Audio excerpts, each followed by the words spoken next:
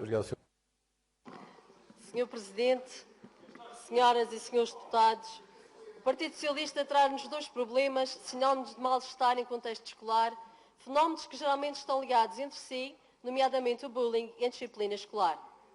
O bullying é a prática de atos violentos, intencionais e repetidos contra alguém indefeso, atos esses que podem causar danos físicos e psicológicos às vítimas, sendo perpetrados pelos chamados bullies ou, para melhor entendermos, os brigões ou os valentões que batem, socam, gozam, tripudiam, ridicularizam aqueles que não vão ao encontro dos critérios de pertença a um determinado grupo, nem aos patamares de exigência dos seus líderes. As vítimas podem ter os mais diversos perfis, serem gagos, terem uma cor de pele diferente da maioria, serem de baixa estatura, serem provenientes de uma classe social mais baixa que os atacantes, vestirem roupas diferentes do estilo predominante, manifestarem falta de higiene, usarem óculos com aparelho nos dentes, terem uma diferente orientação sexual ou simplesmente também usar como vítimas, serem o melhor aluno da turma, o espertalhão que se quer derrubar e não se consegue fazê-lo através da inteligência. Enfim, mil e um motivos podem despoltar este tipo de perseguição repetida, própria de uma série de terror que faz as vítimas rejeitarem voltar à escola ou amelharem a cama durante a noite com medo do dia seguinte. Este tipo de violência é praticado por um ou mais indivíduos com o objetivo de intimidar, humilhar ou agredir fisicamente a vítima e pode ser praticado em qualquer ambiente. Faz no próximo dia 19 um ano que o Sr. Presidente do Governo Regional defendeu neste espaço de reunião plenária a necessidade de conferir aos professores a respeitabilidade e autoridade dentro das escolas, sendo intolerável que haja encarregados de educação que injuriem e ameacem os professores. Contudo, durante projetos pontuais em algumas escolas, dentro da sua autonomia, não me recordo de nenhuma medida tomada neste sentido, entretanto. Lembro ainda a indisciplina parental, que também merece atenção e não se resolve apenas com participação criminal. Importa formar e informar todos os elementos da comunidade educativa. É pertinente recolocar os seguranças que existiam nas escolas mais problemáticas e que foram retirados, não pela existência de um clima pacífico, mas apenas pelo fator económico.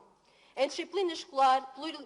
prolifera em recreios sem vigilância suficiente, em turmas numerosas, junto de professores e funcionários sem perfil de gestão de conflitos, com fraca capacidade de relação interpessoal que lhes permita representar uma autoridade reconhecida pelos alunos como justa. Como consequência de tanto mal-estar, surgem os inevitáveis chumbos e algum consequente abandono escolar, que também existe na Madeira, com especial relevância nos 40% do Conselho de Câmara de Lobos, que, apesar do reconhecido trabalho autárquico que aqui deixo na área da educação, não pode resolver estas questões, porque estas merecem a atenção de um patamar superior, nomeadamente a Secretaria Regional da Educação. Quanto às propostas do PS, lembro que o número de processos disciplinares registados não é representativo dos reais números de indisciplina escolar. Por exemplo, no primeiro ciclo, esta modalidade não existe, limitando-se a alguns registros de incidências da posse do professor titular e que na prática não valem nada, pois os alunos do primeiro ciclo só podem ser advertidos verbalmente ou informado o seu encarregado de educação. Não têm falta de castigo, nem podem ser expulsos da sala. São livres de cuspir na cara do professor, de atirar objetos e insultar todos com o mais ofensivo vocabulário, desde que ninguém morra e não saiam da sala de aula. Eventualmente podem ser encaminhados para o gabinete do diretor, mas só em dias de sorte, em que este esteja na escola, uma vez que não há subdiretores na direção das escolas do primeiro ciclo. Sobre os projetos de tutoria entre pares, gostaria ainda de acrescentar a figura do mediador escolar, que de uma forma mais abrangente trataria também dos desacordos entre outras linhas de relacionamento que não apenas os pares.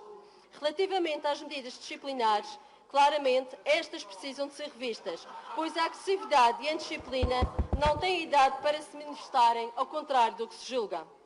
Compreendo que uma campanha de sensibilização por parte da tutela, no sentido de valorizar a educação, a escola e principalmente os professores, seria perentória. Contudo, seria interpretada no que aos professores diz respeito pelo ditado "faz o que eu digo, não faças o que eu faço".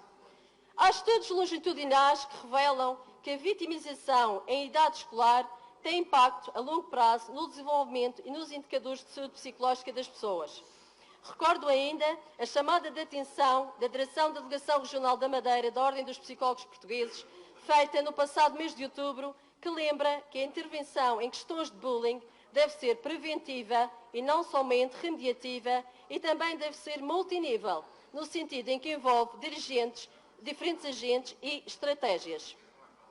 Algo que vai ao encontro de uma das linhas propostas aqui pelo PS e pelo projeto de resolução do JPP, que já deu entrada nesta Assembleia, sobre as equipas multidisciplinares, apelando ao cumprimento do Decreto Legislativo Regional 21/2013, de 25 de junho, que aprova o Estatuto do Aluno e Ética Escolar da Região Autónoma da Madeira, onde se lê que os alunos podem beneficiar de outros apoios específicos, adequados às suas necessidades escolares ou à sua aprendizagem, através de serviços de psicologia e orientação ou de outros serviços especializados de apoio educativo. Ou seja, as escolas, sempre que necessário, poderão constituir equipas multidisciplinares para acompanhamento dos alunos.